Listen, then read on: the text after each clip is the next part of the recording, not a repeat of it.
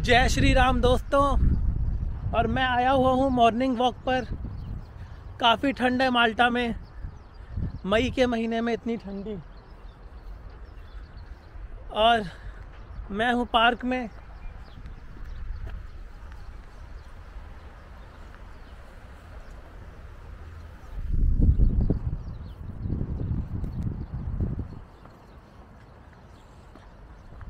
और आज मैं आया हूँ एक नई इन्फॉर्मेशन के साथ। माल्टा आने के बाद आप अपना बैंक अकाउंट कैसे खुलवाएंगे, उसके लिए मेरा ऑलरेडी रेवोल्यूट में बैंक अकाउंट है, लेकिन अब मैं एक और बैंक अकाउंट खुलवा रहा हूँ आज। तो मैं आप लोगों को पूरा प्रोसीजर बताता हूँ कि अपना बैंक अकाउंट कैसे खुलवाते हैं।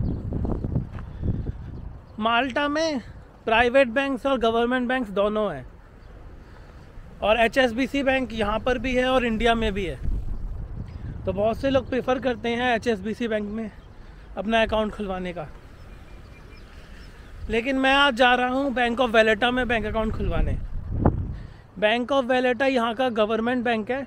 जिस तरीके से इंडिया का स्टेट बैंक ऑफ इंडिया है सबसे बड़ा बैंक, उसी तरीके से यहाँ पे है बैंक ऑफ वेलेटा। वेलेटा माल्टा की कैपिटल है, उसी के नाम पे इस बैंक का नाम पड़ा है, बैंक ऑफ वेलेटा। तो बैंक अकाउंट खुलवाने का प्रोसीजर क्या है वो मैं आपको बताता हूँ।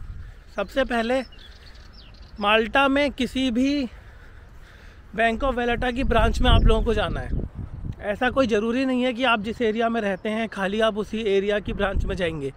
जैसे इंडिया में होता है कि आप उत्तम नगर में रह रहे हैं तो आपको उत्तम नगर की ब्रांच में जाना है, जनकपुरी में रह रहे हैं तो जनकपुरी की ब्रांच में जाना है, मुंबई में रह रहे हैं तो मुंबई की ब्रांच में जाना है। ऐसा नहीं होता। यहाँ पे आप पूरे कंट्री में किसी भी बैंक ऑफ वेलेटा की ब्रांच में जा सकते हैं बैंक अकाउंट खुलवाने के लिए। तो सबसे पहले आपको किसी भी ब्रांच में जाना है। जैसे कि मैं गया था बैंक ऑफ वेलेटा की मोस्टा ब्रांच में, मोस्टा सिटी की जो ब्रांच है, मोस्टा चर्च के सामने। तो आपको इसी तरीके से किसी भी एक ब्रांच में जाना है और उनको जाके बोलना है कि आप बैंक अकाउंट खुलवाना चाहते हैं। तो वो लोग आपसे आपका आईडी मांगेंगे। उसके बाद आईडी से आपकी डिटेल्स को एंटर करके आपको एक डेट देंगे, वो अपॉइंटमेंट डेट। यहाँ पे बिना अपॉइंटमेंट के कोई काम नहीं होता।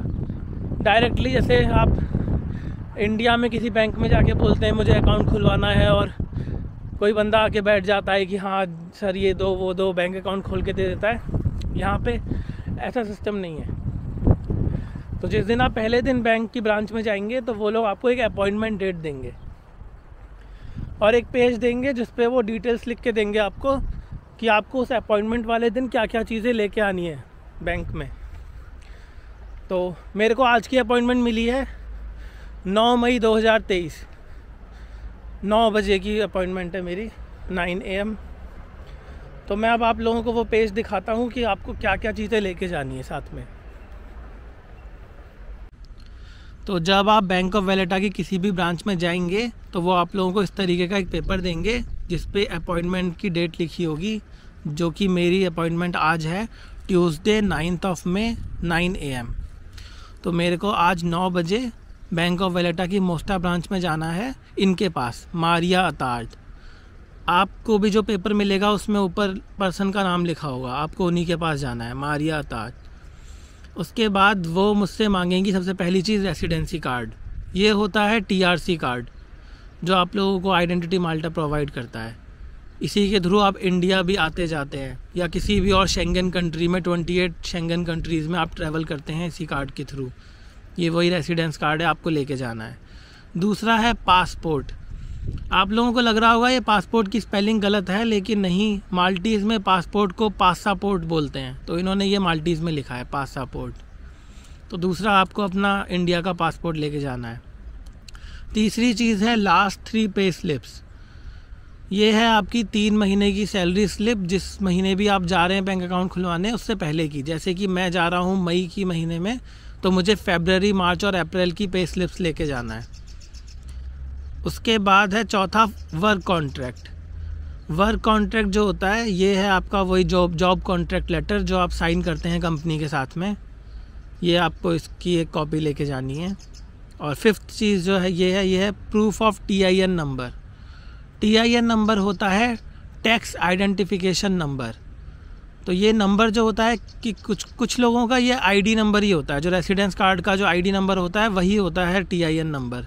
लेकिन कुछ लोगों का ये नहीं होता, रेसिडेंस कार्ड का नंबर नहीं होता, TIN नंबर अलग होता है। तो इसलिए ये लोग प्रूफ मांगते हैं।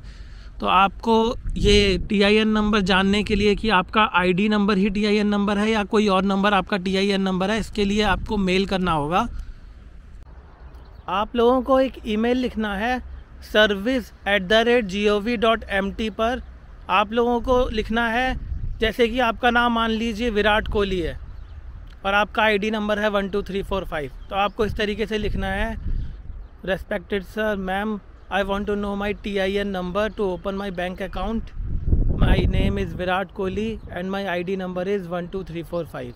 इस तरीके से लिख के आपको मेल कर देना है service@gov.mt पर। मेल करने के बाद आपको इस तरीके से रिप्लाई आएगा, जिसमें देखो थर्ड लाइन में लिखा हुआ है kindly note that your income tax number is your ID card number.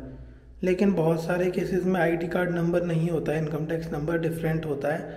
तो इस तरीके का मेल आपको वहाँ पे जाके बैंक में शो करना होगा। 2 hours later। तो मैं बैंक से वापस आ गया हूँ।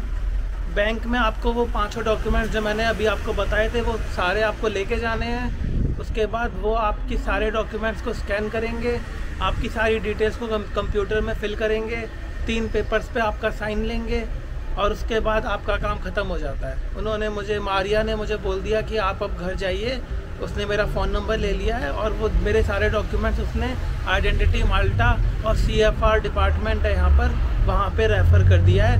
वहाँ से अब मेरे को अप्रूवल आएगा। 1 दिन में भी आ सकता है, 2 दिन में भी आ सकता है या 1 वीक भी लग सकता है। जब वो अप्रूवल आ जाएगा तो मारिया मेरे को कॉल करेगी, तो फिर मेरे को बैंक में जाना है और वो मेरे को international banking account number provide कर देगी। तो मेरा बैंक अकाउंट खुल जाएगा 1 वीक में। और जब मेरा अकाउंट खुल जाएगा उसके करेक्ट 1 वीक बाद मेरा डेबिट कार्ड मेरे घर पे बाई पोस्ट आ जाएगा। तो यही पूरा प्रोसेस है यहाँ पे बैंक अकाउंट खोलने का। और कोई और डिटेल अगर आप लोगों को जाननी हो तो कमेंट सेक्शन में लिखो। किसी और चीज़ के बारे में जानकारी चाहिए तो उसके बारे में भी कमेंट्स में लिखो। तो अब मैं चलता हूँ, बाय बाय।